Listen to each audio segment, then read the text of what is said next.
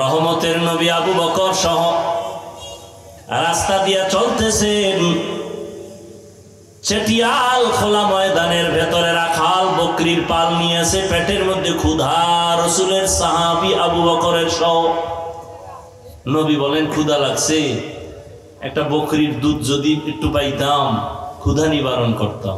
রাখালের ডাক দাও, এই রাখাল,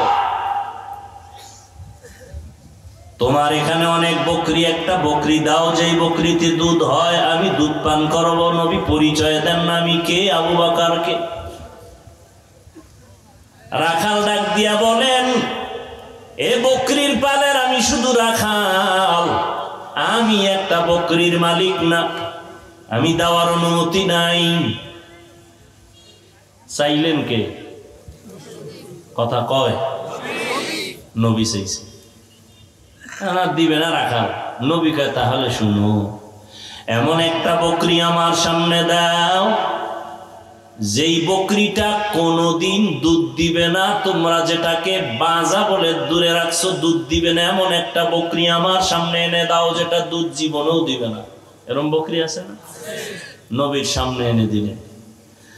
রহমতের নবীর হাত মোবারক যখন বকরির ওলানে লাগাইলেন, দুধ বের হয়ে গেল।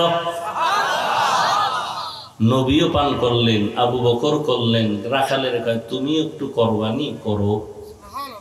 রাখাল গেছে পেরেশান হয়ে, এই লোককে জীবনে যেই বকরির দুধ হবে না, এই লোকটাকে হাত দেওয়া মাত্র দুধ এসে গেল। কার কুদরত? কাদের কুদরত তুদারি বর কামাল, আনতা রব্বি আনতা হাসবি যুল জালাল, তুহি কাদের জলিলুল্লাহ জাহাদার, বহর হালে তুহি মেরা নিগাহদার। রাখাল টের পেয়ে গেছে এই লোক সেই লোক না। রাখাল কি বুড়ানি? অল্প বয়স। বকরিটার এবার নবী কয়, যেখানে ছিল ওখানে দিয়ে দাও, যাও। পালের ভিতরে দিয়ে দিল। রাখাল একটা দৌড় মারলো। পরিচয় চাইলেন, আপনি কে? বলে, আমি আব্দুল্লাহর সন্তান মুহাম্মদ সাল্লাল্লাহু। নবীর নামে দরুদ পড়েন না কেন? জেলাফি নাই এই জন্য না? আশেকে রসুল আবার জেলাফি পাইলে জোরে কয়, জেলাফি নাইলে দরুদ পড়ে না। হারকে বাসদ আমেলে সাল্লু মুদাম, আতেশে দোজখ শাওয়াদ বরওয়ায় হারাম। বেশি বেশি দরুদ পড়বেন। আল্লাহ আমাকেও তৌফিক দান করেন, আপনাদেরকেও তৌফিক দান করেন। প্রতিদিন 100 বার, কমপক্ষে পারলে 300 বার সাল্লাল্লাহু আলাইহি। একবার পড়বেন 3টা পুরস্কার, 10টা গুনাহ মাফ, 10টা নেক যোগ হবে। আল্লাহর আদালতে 10 গুণ মর্যাদা বেড়ে যাবে। আরো আস্তে বলেন। আল্লাহ কি আস্তে কইলে শুনে না? শুনে। জোরে বলার দরকারটা কি? আজকে থেকেই যুক্তিটা ফজরের নামাজে লাগাই দেবেন। ইমাম সাহেব, আমার আল্লাহ পাক আস্তে বললে শুনেননি? হ্যাঁ শুনে। তাহলে ফজরের সময় কে রাত আস্তে পড়ো, জোরে পড়ার দরকার নাই। চলবেনি যুক্তি? যুক্তি দিয়া বেঈমান হওয়া যায়, আমার আল্লাহ পাওয়া যায় না। যুক্তি দিয়া কি হয়? বেঈমান হয়, নাস্তিক হয়। বেশ্যা তাসলিমা নাসরিন যুক্তি দিছে, মুসলমান আছে না বেঈমান? বেঈমান। ইবলিস আল্লাহর সামনে যুক্তি পেশ করছে, জান্নাতি না জাহান্নামী? যুক্তি দিয়ে আল্লাহ পাওয়া যায় না, বেঈমান হওয়া যায়। খারাপ লাগতেছে? রাখাল হিসাব পরিচয়টা যখন পাইছে, আমারে কালেমা পড়ায় দেন। রাখাল কালেমা পড়ে গেল। কে সেই রাখাল? ইতিহাসের পৃষ্ঠায় তার নাম পয়গম্বরের কলিজা টুকরা আব্দুল্লাহ ইবনে মাসউদ। 39 জন মুসলমান হয়েছে মাত্র, আর মহিলা 11 জন। কয়জন? এই টাইমেও গোপনে নবী ইসলামের কথা বলে, ওপেনে না, গোপনে। আবার যেখানে বয়ের চারদিকে পাহারাদার লাগায় দেয়, দেখো দুশ্মনে আবার হামলা করেনি। আর নবীর মনে দুঃখ, কোন দিন জানি আমি ওপেন ইসলামের দাওয়াত দিব রে মাওলা, ব্যবস্থা করে দাও। তবে আমার দিলের তামান্না ওমরের মতো একটা বান্দা আমার দরকার। 40 নাম্বারের মুসলমান ওমর রেডি হইতেছে, মাওলায় কইরা লাইছে, নবী দোয়া করছে। ওমর এখনো রেডি হয় নাই, রেডি হইছে নবীর কল্লা নেওয়ার জন্য। মাওলায় কবুল করেছেন, ওমর নিজের কল্লা রসুলের সামনে বিলীন করে দিলেন। 40 নাম্বারের মুসলমান কে? বয়স মাত্র 27 বছর। কয় বছর? নবী বলেন, যুবক আমার কলিজা, যুবক স্কুলে পড়ো ধন্যবাদ, কলেজে পড়ো আলহামদুলিল্লাহ, ডাক্তারি পড়ো, ইঞ্জিনিয়ারিং পড়ো, কোনো বাধা নাই, ডাক্তার হ, ইঞ্জিনিয়ার হ, কলিজা দিয়া দোয়া করি। যদি কোনো যুবক বলে আমি আদর্শ ডাক্তার হতে চাই কিন্তু টাকা নাই, পয়সা নাই, আমি পরামর্শ দিব, ডাক্তারি পর, ইঞ্জিনিয়ারিং পর, জেনারেল লাইনে লেখাপড়া কর, এসপি হ, ডিসি হ, ওসি হ, চেয়ারম্যান, মেম্বার, এমপি হ। তবে একটা দাবি, খবরদার বেয়াদব হবি না, খবরদার। তোমার ব্যবহারে যেন কোনোদিন আলেম কষ্ট না পায়, তোমার আচরণে যেন কোনোদিন মা বাবা কষ্ট না পায়, তোমার ব্যবহারে যেন কোনোদিন এলাকার মুরব্বীরা কষ্ট না পায়। কারণ মানুষের কলিজার কষ্টের এটা তোর জন্য অভিশাপ। মা বাবায় যদি কষ্ট পায় বলে তোর কপাল শেষ। শিক্ষক যদি কষ্ট পায় বলে তোর কপাল শেষ। মাস্তানি করো শিক্ষকের সাথে না, পাওয়ার দেখাও। নিমক হারাম, নির্লজ্জ বেহায়া শিক্ষকের সাথে পাওয়ার দেখাও না। আর মানুষ পাইলি না, যেই শিক্ষক তোরে পশুর থেকে মানুষ বানাইছে, আর সেই শিক্ষকের সাথে পাওয়ার। মরার আগে বিছানায় পড়ে যাবি। আল্লাহ হেদায়াত দান করুন। হযরত আলী কি বলেন? রসুল দোয়া একটা কইরা দিছে, আমি হইলাম এলম হিকমতের ঘর, আর দরজাকে এলেম পাইয়া লাইছে হযরত আলী। সেই আলী কি বলে জানেন? বয়ানের আয়াত লইছি একটা, ঢুকছি আর একদিক।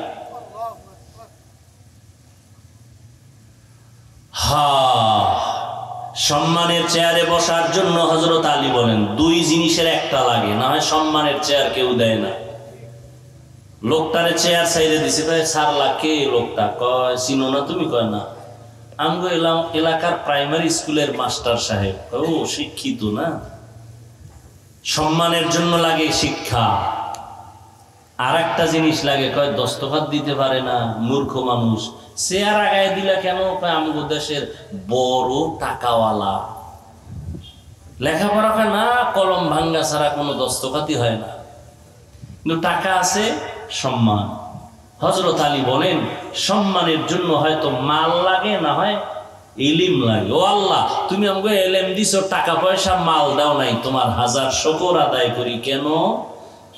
রাজিনা কিসমাতাল জব্বার ফিনা লানা ইলমুন ওয়ালিল আ'দাই মালু ফাইন্নাল মালা ইয়াফনি আন কারিবিন ওয়া ইন্নাল ইলমা বাকিন লা ইয়াজালু।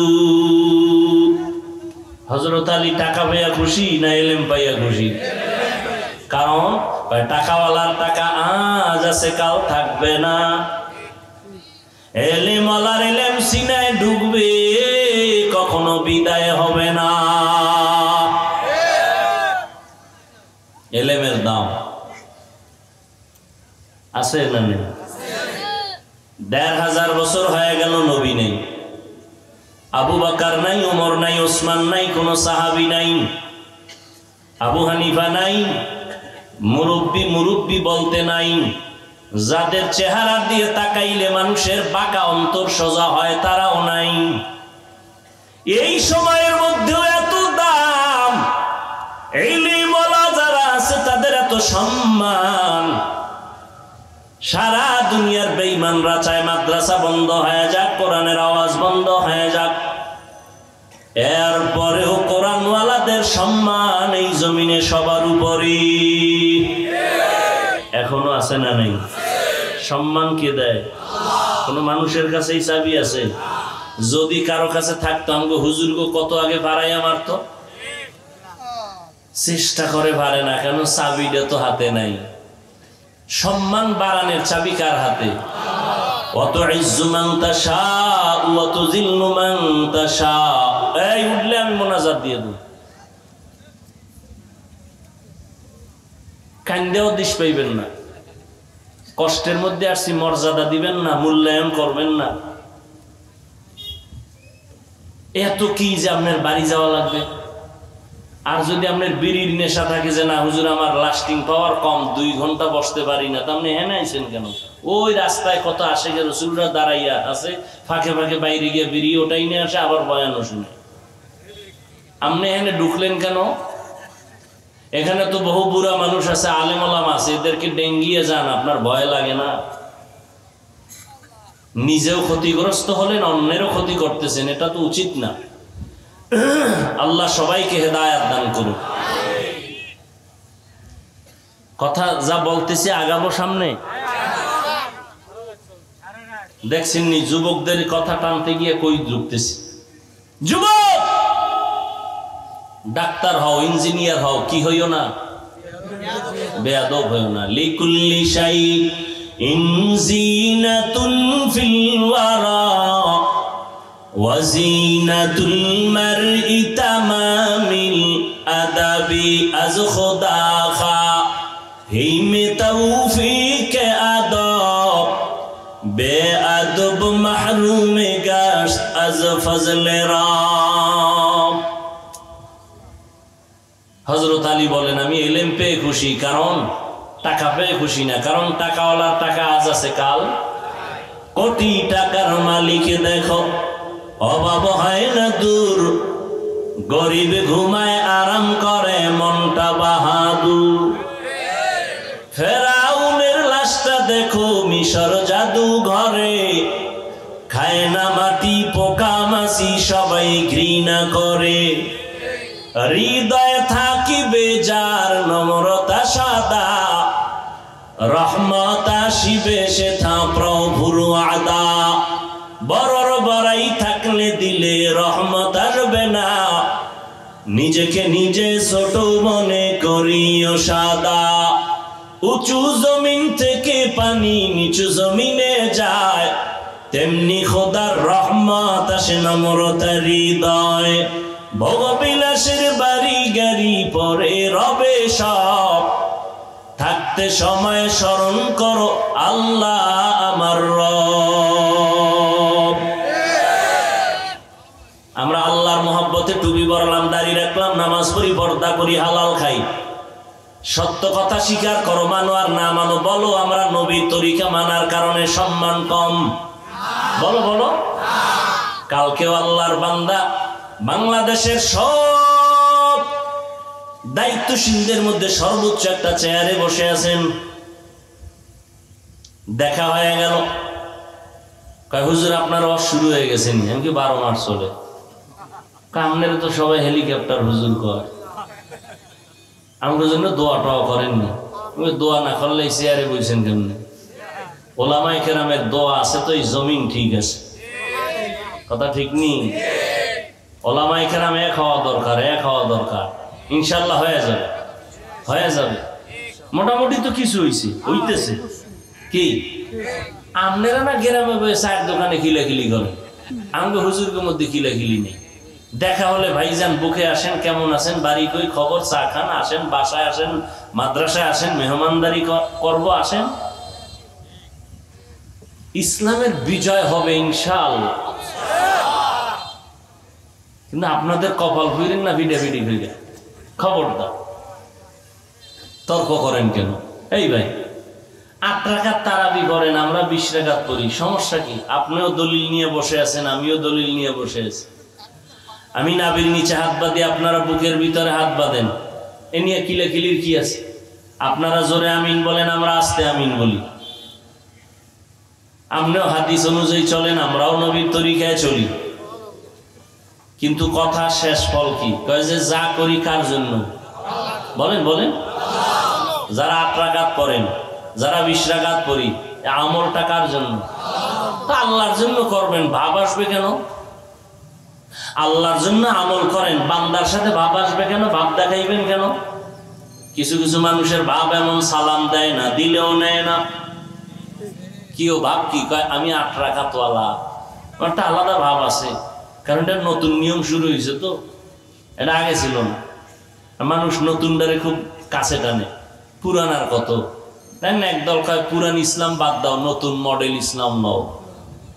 আল্লাহ হেদায়েত দান করুন। জিন্দেগি মে বন্দেগি তু করনা হে,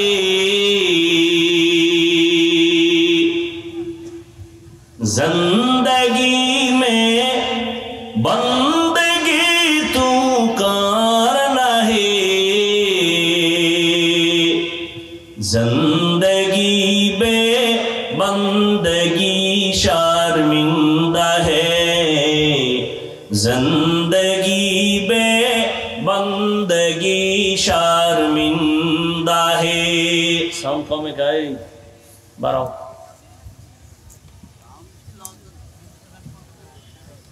दुनिया में हो दुनिया का तलबगार न हो,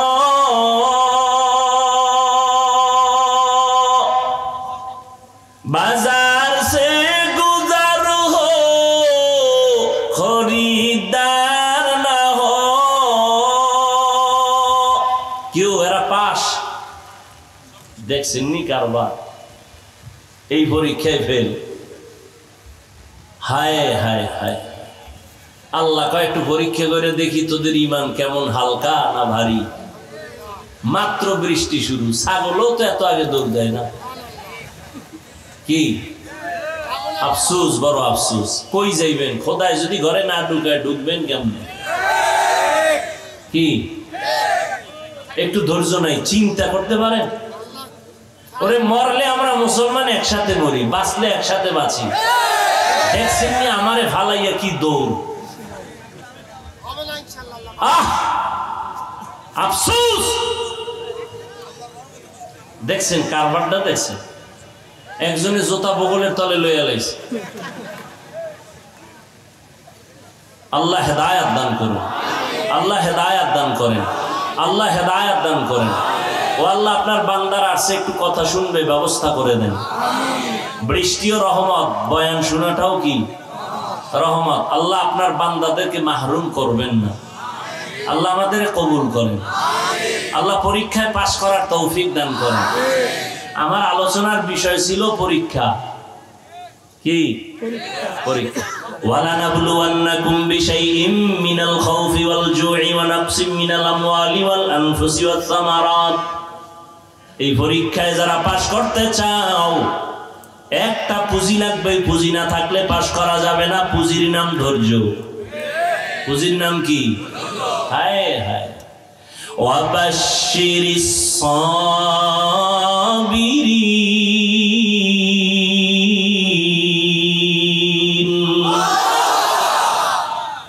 বৃষ্টি আছে, যারা গেছে এরা পাস।